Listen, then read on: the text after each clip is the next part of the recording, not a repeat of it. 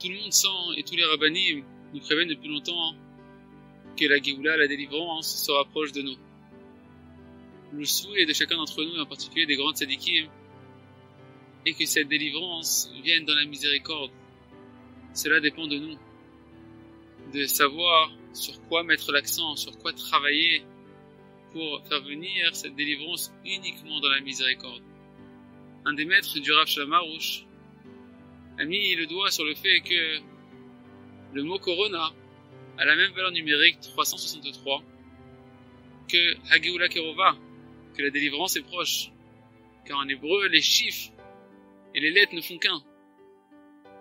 La langue sainte a cette particularité magique qu'à travers les lettres se cachent en réalité des codes divins pour nous inviter à nous rapprocher d'Hachem. Mais ce qui est très particulier, c'est que cette valeur numérique de 363 est également la même valeur numérique que Ben Adam Lachavero. Exactement 363.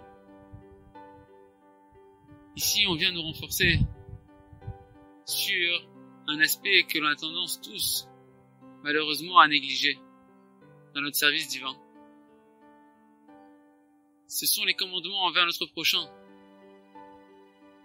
La Torah, nos sages nous ont dit, si le Beth Amikdash a été détruit, que nous sommes encore en exil, c'est à cause de la haine gratuite, pour nous faire comprendre que la Torah ne nous a pas été donnée uniquement pour servir Dieu, pour les commandements, Ben Adam, la Makom, entre nous et Akadosh Baruch Hu, entre nous et Hachem.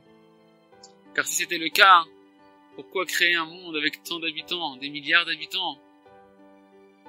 Hachem aurait très bien pu créer une planète par individu, nous donner la Torah, et demander de le servir.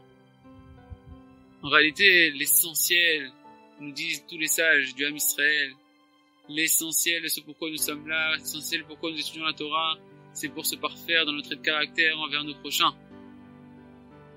De devenir des personnes à l'image divine, remplies de bonté, de miséricorde, de compassion, d'être longanime à la colère, de pouvoir pardonner, de pouvoir renoncer, de pouvoir aider, prendre en pitié, de donner, d'être généreux, à l'image d'Hachem.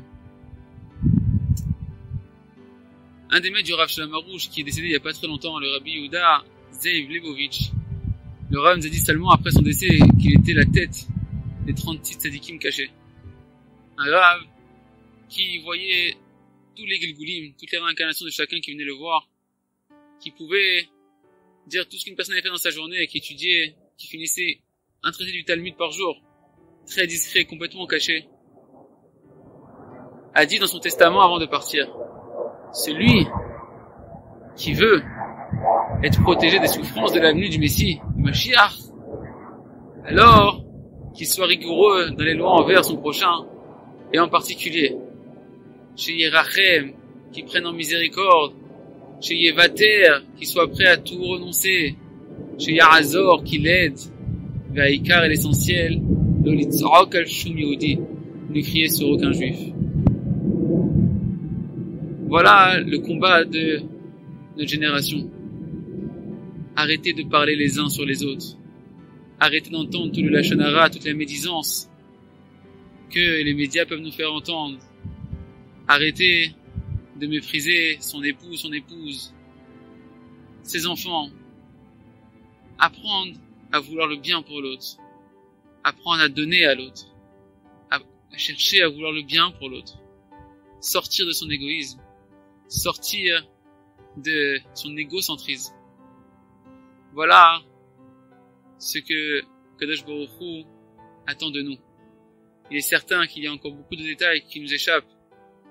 Mais ce qui est certain, c'est que Hachem attend de nous que nous soyons cléments les uns envers les autres. Si nous apprenons à être remplis de miséricorde les uns envers les autres, alors Kadosh Baruch Hu sera rempli de miséricorde envers nous.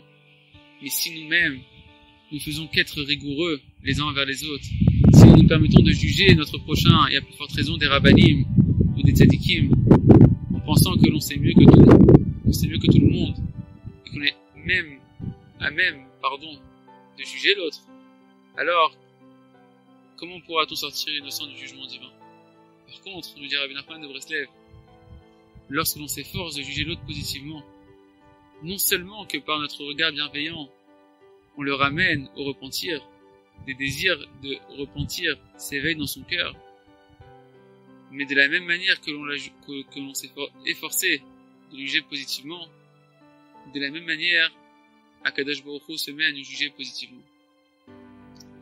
Alors que Bezrat Hashem, chacun d'entre nous se renforce, en commençant par nos femmes et nos enfants, puis par notre entourage, et en particulier sur les rabbanim, de ne penser que du bien, de ne vouloir que du bien, et de ne faire que du bien.